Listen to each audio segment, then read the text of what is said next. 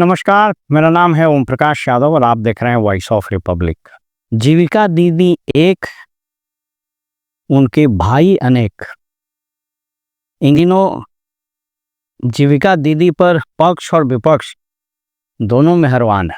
चुनाव की घोषणा से ठीक पहले मुख्यमंत्री नीतीश कुमार ने एक योजना अनाउंस की, उसका नाम था महिला रोजगार योजना।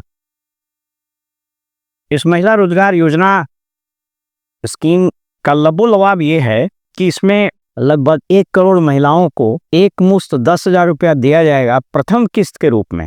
याद रखिए, किस्त के रूप, ताकि वे अपने इच्छा से रोजगार शुरू कर सकें और फिर बाद में उनको 2 लाख रुपया अलग अलग किस्तों में दिया जाएगा। ये थ्योरी था, ये आप देख लीजिए। प्रचारित ये किया गया कि बस ये तो 10,000 रुपया हम बांट दिए हैं और अधिकांश लोगों ने इसको इसी रूप में लिया। जब उस वेबसाइट को क्लिक कीजिएगा तो आप पाइएगा कि उसमें आपको जीविका में सदस्य बनना आवश्यक है। जब तक आप उसमें सदस्य नहीं बनिएगा ये पैसा आपको नहीं मिल सकता। यानी एक तरह से यह एक प्रलोभन था कि जीविका दीदी यानी SHG में सेल्फ हेल्प ग्रुप जिसको बोलते हैं उसमें आप शामिल हो जाइए। अब इसके बाद तेजस्वी ने प्रेस कॉन्फ्रेंस किया और उसने उस प्रेस कॉन्फ्रेंस में उन्होंने 3-4 महत्वपूर्ण घोषणा की। और आपको बताते चलें कि चुनाव की घोषणा के पूर्व उन्होंने भी एक जबरदस्त पासा फेंका था कि हम सरकार बनने के 20 दिनों के अंदर एक कानून लाएंगे और उस कानून के जरिए हम 20 महीने में बिहार में हर वैसे परिवार जिसके परिवार में कोई सरकारी नौकरी में नहीं है उसको एक सरकारी नौकरी देंगे। कैलकुलेट किया गया तो पाया गया कि लगभग 2 से 3 करोड़ ऐसे परिवार, 2 करोड़ के आसपास ऐसे परिवार हो सकते हैं। उस पर मैंने एक वीडियो भी बनाया है, वो आप देख सकते हैं। उसके राजनैतिक और आर्थिक कारणों, उसके राजनैतिक और आर्थिक आयामों पर भी मैंने चर्चा की थी कि बेशक ये आर्थिक रूप से बहुत फिजिबल नहीं लग रहा है, लेकिन इसका पॉलिटिकल नैरेटिव्स इतना जबरदस्त सेट हुआ कि एनडीए गठबंधन और खासकर जदयू और बीजेपी इस पूरे स्कीम के प्रोज एंड कॉन्स और इसके नॉन वायबिलिटी पर चर्चा शुरू कर दी। हमेशा याद रखिए कि पॉलिटिक्स में अगर आपने कोई नैरेटिव सेट किया है और विपक्ष उस नैरेटिव्स पर या फिर आपके जो विपक्ष में है वो उस नैरेटिव्स पर सफाई देना शुरू कर दें तो आप समझ लीजिए कि आपने सही निशाने पर तीर मारा है। जैसे आप याद कीजिए कि 2014 का चुनाव कुछ ऐसा था कि नरेंद्र मोदी सुबह में एक नैरेटिव सेट करते थे और कांग्रेस के तमाम नेता और प्रवक्ता, उस वक्त मीम अफजल करके एक प्रवक्ता थे, अजय माकन और बहुत सारे लोग थे, क्योंकि राहुल गांधी उन दिनों बड़े अपरिपक्व थे, वो कुछ बोल नहीं पाते थे। तो पूरा कांग्रेस उसी नारे और उसी नैरेटिव पर दिन भर चर्चा करता था और मीडिया में तमाम खबरें चलती रहती थी और परिणाम ये हुआ कि कांग्रेस बुरी तरह से हारी। तो राजनीति में जब आप कोई पासा फेंकते हैं तो उसकी सफलता या असफलता इस बात पर निर्भर करती है कि आपके उस नारे पर अगर ने आपका प्रतिद्वंद्वी, चाहे वो आप अगर विपक्ष में हैं तो सत्तारूढ़ दल और अगर आप सत्ता में हैं तो विपक्षी दल, अगर उसी पर चर्चा करने लगे, उसको जस्टिफाई या अनजस्टिफाई करने लगे तो आपको ये समझ लेना चाहिए कि आपके तीर जो है वो निशाने पर लगा है। तो वो जो 2 करोड़ नौकरी देने या हर परिवार को नौकरी देने वाली तेजस्वी की जो दाव थी, उनकी जो घोषणा प्रेस कॉन्फ्रेंस में उन्होंने की, वो बड़ा सटीक लगा निशाने पर। उसका राजनीतिक असर ये हुआ कि पूरा एनडीए गठबंधन छटपटाने लगा। उसके बाद फिर और चीज़ें आगे बढ़ी, चुनाव की घोषणा हुई, नॉमिनेशन हुआ, नॉमिनेशन की प्रक्रिया भी समाप्त हो गई और अब लोग चुनाव के बखाड़े में उतर गए हैं। घोषणाओं, प्रेस कॉन्फ्रेंसों, नारों प्रति नारों, आरोपों प्रति नारों का दौर स्वाभाविक रूप से चलना शुरू हो गया। इसी बीच में एक और स्ट्रोक एक तरह से तेजस्वी ने चला और लोगों को, राजनीतिक प्रेक्षक या पॉलिटिकल सर्किल या इवन मीडिया में इस बात की चर्चा है कि वो जो 10,000 रुपया लगभग 1 करोड़ महिलाओं को जो दिया गया है वह ग्राउंड लेवल पर बहुत असर डाल रहा है। हालांकि उसमें अलग अलग तरह के उसके पक्ष और विपक्ष में तर्क आ रहे हैं। प्रशांत किशोर का तो ये कहना है कि आप जो मीडिया उनसे पूछा कि इसका क्या असर, तो उन्होंने कहा कि आप लोगों को मूर्ख समझते हैं क्या कि 10,000 में बिक जाए। कुछ महिलाओं के इंटरव्यू भी आया कि 10,000 रुपये से क्या होगा। और ग्राउंड लेवल पर बहुत लोगों ने ये कहा कि साहब 10,000 रुपये एक बार देना, और उसमें भी चलने लगा कि ये तो ऋण है, आपको लौटाना पड़ेगा। तो उस पर तेजस्वी का नौकरी देने वाला दाव जो थोड़ा वो भारी पड़ गया। हम राजनीतिक बात बोल रहे हैं। मैं अगेन इस पर अभी चर्चा नहीं कर रहा हूं कि वो इकोनॉमिकली फाइनेंशियली कितना वायबल होगा या संभव हो पाएगा या नहीं, उसका पैसा कहाँ से आएगा, मैं उस पर नहीं जा रहा हूं। मैं इसके सिर्फ पॉलिटिकल एस्पेक्ट्स पर बात कर रहा हूं। और अभी जो प्रेस कॉन्फ्रेंस किया है वो जीविका दीदी के संबंध में किया। जीविका दीदी को जो लोग नहीं जानते हैं उनके बारे में थोड़ी सी बात हम बता दें। ये एक कॉन्सेप्ट बिहार में 2006 में लाया गया, नीतीश कुमार 2005 में सरकार में लाए, और ये कॉन्सेप्ट बड़ा शानदार है। कॉन्सेप्ट ये है कि ग्रामीण इलाकों में, इवन बाद में शहरी इलाकों में भी 2007 में इसको लॉन्च किया गया। तो ये कॉन्सेप्ट ये है कि कुछ महिलाएं जो इनकम टैक्स रिटर्न नहीं पे करते, यानी आप गरीब इसको मान लीजिए, आमतौर पर ये समझिए, उनकी कुछ ग्रुप बनेगी, सेल्फ हेल्प ग्रुप उसको बोलते हैं, SHG। फिर SHG में तकरीबन 10 से 12-15 महिलाएं रह सकती हैं। बिहार में अभी जो आंकड़े बता रहे हैं जीविका वेबसाइट के, वो लगभग 11 लाख के आसपास SHG है। तो एक में 10 है तो लगभग 1.25 करोड़ हो गया। और अभी जो 1 करोड़ के आसपास महिलाओं को 10,000 रुपया दिया जो जीविका सदस्य बनी, तो आप मान के चलिए कि ये करीब 2 करोड़ के आसपास महिलाएं इस जीविका से जुट गई। इसके बाद उससे ऊपर का जो होता है उसको VO बोलते हैं, विलेज ऑर्गेनाइजर करके कुछ उसका नाम है। उसके बाद वो 30 से 40, माने 10 से 12 से 20 अगर SHG मिल गया तो VO बना, और 30 से 40 VO मिल करके उसको CLF बोलते हैं, क्लस्टर लेवल फेडरेशन, और फिर उसके बाद ब्लॉक लेवल पर आ जाता है। और ये पूरा स्ट्रक्चर है।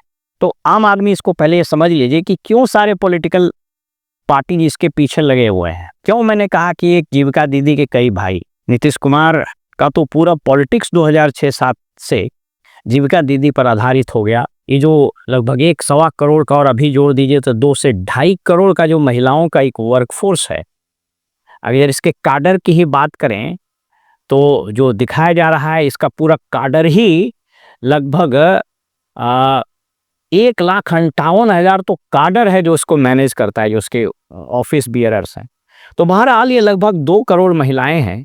तो इसको नीतीश कुमार में हर इलेक्शन में, हर अपने रैली में, हर अपनी यात्राओं में, कि जितनी यात्राएं उन्होंने निकाली, सब में एक कभी दर्शक के रूप में, कभी रिसिपिएंट के रूप में, कभी प्रचारक के रूप में, कभी वोट बैंक के रूप में इसका खूब इस्तेमाल किया। बेशक जीविका दीदी की योजनाएं धरातल पर अधिकांश जगहों पर अच्छी दिखती है, और अभी जो आंकड़े बता रहे हैं उसके हिसाब से लगभग जो फंड्स हैं वो क्रेडिट से जो लिंक हुआ है वो लगभग 9,80,000, मैंने 10 लाख सेल्फ हेल्प ग्रुप है, इसको क्रेडिट लिंक से जोड़ भी दिया गया है और लोन्स वगैरह दिए गए। ये स्क्रीन पर मैं आपको इसके टेक्निकल चीज़ को दिखा दे रहा हूँ। लब्बो लवाब ये है कि मोटे तौर पर ये बड़ा अच्छा काम कर रहा है। और हर एक SHG में 3 महिलाएं बड़ी महत्वपूर्ण होती है। एक को बोलते हैं CM, कम्युनिटी मोबिलाइजर, जिसकी चर्चा अभी तेजस्वी ने कहा कि मेरी सरकार आएगी तो हर CM को, यानी कम्युनिटी मोबिलाइजर को, आप समझ लीजिए कि वो SHG जो 10 से 12 महिलाओं को इसकी लीडर हो गई, तो उसको 30,000 रुपये महीना देंगे। और हर एक SHG का एक अध्यक्ष होता है, एक सचिव होता है, एक कोषाध्यक्ष होता है, और उसके 2 तरह के बैंक अकाउंट होते हैं, एक लोन अकाउंट होता है और एक उनका सेविंग अकाउंट होता है। तो लोन अकाउंट में सरकार भी कुछ पैसा देती है और बैंकों से उसको ऋण मिलते हैं। ये उसका पूरा कार्यकलाप है। तो तेजस्वी ने कहा कि साहब हम इन लोगों को भी मानदेय देंगे, और जो सभी लगभग 2 करोड़ महिलाएं हैं इनका हम 5 लाख रुपए का इंश्योरेंस करा देंगे। तो मैं बताना आपको क्या चाह रहा हूं कि ये पक्ष और विपक्ष, ये दोनों जीविका दीदी के लिए इतना क्यों आह्लादित हैं। ये उनका प्रेम बोल रहा है या इसमें वोट की कुछ खेल है, इसको हम आपको समझाते हैं। तो मैंने बताया कि ये 2 करोड़ महिलाएं हैं जो बहुत बड़ा वोट बैंक है। और लास्ट आप यूँ समझे कि लगभग 19-20 वर्षों से नीतीश कुमार ने इस जीविका को अपने पार्टी के काडर के रूप में इस्तेमाल किया है। यानी ये वेबसाइट ही बता रहा है कि लगभग 1,58,000 तो इसका बकायदा काडर है, जिसका वर्ड ही यूज किया गया है, टोटल काडर्स। लेकिन आप इसको मान लीजिए कि जितनी भी महिलाएं हैं बेसिकली इनके काडर के रूप में काम करती हैं, कुछ एक अपवाद को छोड़ दे। तो इसका भरपूर फायदा भी मिला। और हर चुनाव में सारे सेफोलॉजिस्ट फेल कर जाते हैं जब उनका वोट का परसेंटेज, या फिर और चूंकि ग्राउंड लेवल पर तो नीतीश कुमार कि पॉपुलैरिटी वो कभी नहीं रही, पिछले 25 वर्ष से तो चुनाव ही नहीं लड़े हैं, तो कोई मास लीडर तो कभी नहीं रहे, तो लेकिन सीट कैसे आ जाता है? तो उसमें एक बहुत बड़ा हिस्सा ये है, और इसके लिए नीतीश कुमार ने जी जान लगा दिया। अभी 10 लाख रुपया दिया, इसके पहले जितने भी डिस्ट्रिक्ट लेवल के टेंडर रहेंगे वो जीविका दीदी करेगी, हॉस्पिटल में बेडशीट जीविका दीदी देगी, हॉस्पिटल में खाना जीविका दीदी पहुंचाएगी। तो ऑफकोर्स मैं उसका क्रिटिसाइज नहीं कर रहा, अच्छी चीज़ है, इससे रोजगार उत्पन्न हो तो बहुत अच्छी चीज़ है, लेकिन इसका पॉलिटिकल फायदा नीतीश कुमार ने जमकर उठाया। मेरी 2-3 वीडियो इस पर बनी हुई है। अब तेजस्वी ने ये इंस्पिरेशन कहाँ से ड्रॉ किया मुझे नहीं मालूम है, लेकिन ये जो चाल चला, ये नीतीश कुमार के 10,000 रुपये वाले और अब तक जितना काम उन्होंने जीविका के लिए किया है, कहीं उस पर भारी न पड़ जाए। मैं पॉलिटिकल पॉइंट ऑफ व्यू से बता रहा हूँ, मैं इस पर अभी नहीं चर्चा कर रहा हूँ कि इन्होंने जो घोषणा की वो फाइनेंशियल कितना वायबल है, उसके इकोनॉमिक और फाइनेंशियल इम्प्लीकेशंस क्या होंगे। क्या ये संभव है कि लगभग 3 लाख के आसपास अगर सीएम हैं तो उनको क्या दिया जा सकेगा? ये सारी चीज़ों पर मैं अभी चर्चा नहीं कर रहा हूँ। मैं चर्चा ये सिर्फ कर रहा हूँ अभी कि ये जो घोषणा किया प्रेस कॉन्फ्रेंस में तेजस्वी ने, ये नीतीश कुमार के तमाम प्रलोभनों या जो तमाम उन्होंने काम किए हैं, उन कामों को कहीं ऐसा ना हो कि वो अंडू कर दे। जैसे बिहार में या फॉर दैट मैटर अन्य स्टेट्स में भी यही स्थिति है कि अगर आप किसी को सरकारी योजना से जोड़ देते हैं, चाहे वो मानदेय के स्तर पर जोड़ दें या संविदा के स्तर पर जोड़ दें, क्योंकि बेरोजगारी इतनी भयानक है यहाँ कि फिर वो मांग शुरू हो जाती है कि साहब हमको रेगुलर करिए। मुझको स्मरण है पंचायती राज विभाग ने एक योजना चलाई थी, हर घर नल का जल योजना, जो बाद में अभी पीएचडी को दे दिया गया, निश्चय योजना थी वो। तो उसमें उसी वार्ड के एक व्यक्ति को वो ward management and implementation committee, उसको WIMC बोलते हैं, ward implementation and management committee, उसका सचिव बनाया गया। और काम उसका ये था कि खाता बही देखभाल करेगा, वो जो मोटर है वो चलाए उलाएगा। बाद में उन लोगों ने डिमांड करना शुरू किया कि साहब हमको नौकरी दे दीजिए वगैरह वगैरह, तो फिर उसको पीएचडी में दे दिया गया, वो बात खत्म हो गई। तो अब ये सारे डिमांड्स जीविका दीदियों के आते रहे, तो तेजस्वी को लगा कि साहब ये जो 10,000 रुपया का गेम चला है नीतीश कुमार ने, इसको अंडू करने का बेस्ट उपाय ये है। और अगर ये सही तरीके से जीविका दीदी में प्रवेश कर गया, ये संभव होगा या नहीं होगा ये दूसरी बात है, मैं इस राइडर के साथ बता रहा हूँ, लेकिन अगर ये परकुलेट कर गया ये मैसेज, नंबर 1 कि साहब जो 2 करोड़ महिलाएं हैं इनका 5 लाख रुपए का इंश्योरेंस करा देंगे। दूसरा, हर एक SHG जिसकी संख्या अब लगभग मेरे हिसाब से हो गई होगी लगभग 11 लाख था, तो उसको बढ़ करके आप उसको 15 लाख के आसपास आप मान सकते हैं कि आसपास हो गया होगा। तो उस 15 लाख SHG में जो काम करने वाले लोग हैं उन सब का 5 लाख रुपए का इंश्योरेंस। अब ये जो 3 ऑफिस बियरर हैं, अध्यक्ष, सचिव और कोषाध्यक्ष, तो मान लीजिए कि मैं 1.5 लाख ही मान करके चलता हूँ, 1.5 लाख SHG, तो 1.5 लाख गुने 3 तो 4.5 लाख महिलाओं को रेगुलर मानदेय। और ये जो सीएम हैं इनकी जो भी संख्या हो, इन सभी को 30,000 रुपया मासिक मानदेय, रिम्यूनरेशन, ये मुख्य बातें इन्होंने ये कही है। और प्लस ये कहा है कि अगले 2 या 4 साल तक हम इंटरेस्ट फ्री लोन देंगे। अब ये जो घोषणाएं हुई हैं, ये अगर परकोलेट कर गई जीविका दीदी के साथ, नीचे तक चला गया, तो मैंने इस संबंध में कई अधिकारियों से बात की जो जीविका से प्रत्यक्ष या अप्रत्यक्ष रूप से जुड़े हुए हैं। कुछ ब्लॉक पंचायत स्तर पर काम करने वाले सरकारी कर्मियों से भी इस संबंध में मैंने उनका भी फीडबैक जानने की कोशिश की।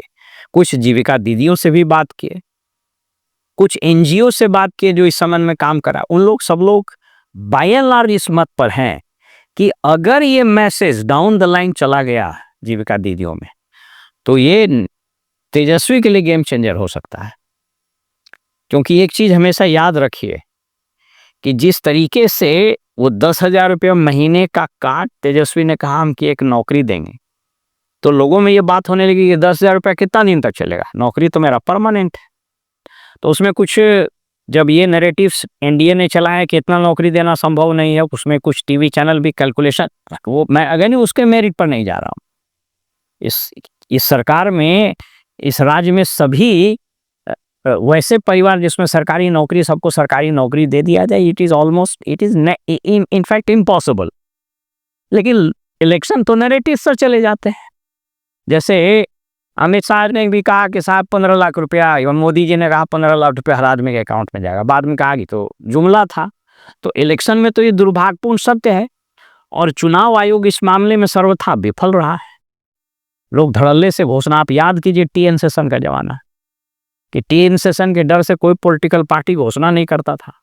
तो ये तो खैर एक अलग मुद्दा है कि मैंने उस पर एक वीडियो भी बनाया कि इलेक्शन मैनिफेस्टो को कानूनी जामा पहनाया जाना चाहिए, और जो लोग इलेक्शन मैनिफेस्टो में अपनी बात डालते हैं, अगर वो एग्जीक्यूट नहीं कर पाते हैं तो उन पर मुकदमा होना चाहिए, उनको प्रोसिक्यूट करना चाहिए।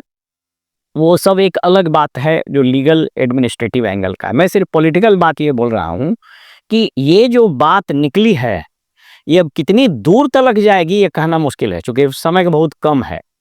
अब मुश्किल से 15 दिन के आसपास समय बचा है चुनाव का। लेकिन अगर ये पर्कुलेट कर गया, और अगर जीविका दीदियों ने इसको इस रूप में ले लिया, चूँकि ये एक मैसेज डाउन द लाइन चला गया है कि नीतीश कुमार बीजेपी एनडीए की सरकार बनने की स्थिति में भी वो मुख्यमंत्री नहीं बनने वाले हैं।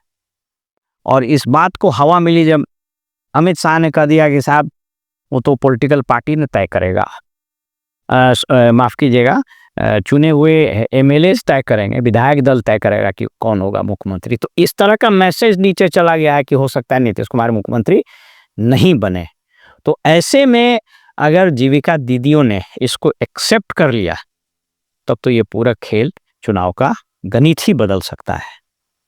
इसलिए मैंने कहा कि अभी, जिसको एक हमारे यहाँ मगही में कहावत है कि जे फूल फूले से महादेवे पर, जे जल चढ़े से महादेवे पर, तो अभी पक्ष विपक्ष जितने नेता हैं सब जो है जीविका दीदी पर ही एकदम मेहरबान हैं। इसलिए मैंने टाइटल ही दिया है, एक जीविका दीदी के कितने भाई। फिलहाल यह तो आने वाला वक्त और 14 तारीख का चुनाव परिणाम बताएगा कि तेजस्वी के प्रेस कॉन्फ्रेंस में की गई इन घोषणाओं का जीविका दीदी पर क्या असर पड़ता है, और उसका इलेक्टोरल वोटिंग पैटर्न पर क्या असर पड़ता है। लेकिन एक बात तय है कि इस घोषणा ने एनडीए को बेचैन तो जरूर कर दिया है। फिलहाल में इजाज़त दीजिए और आप देखते रहिए वॉइस ऑफ रिपब्लिक। नमस्कार।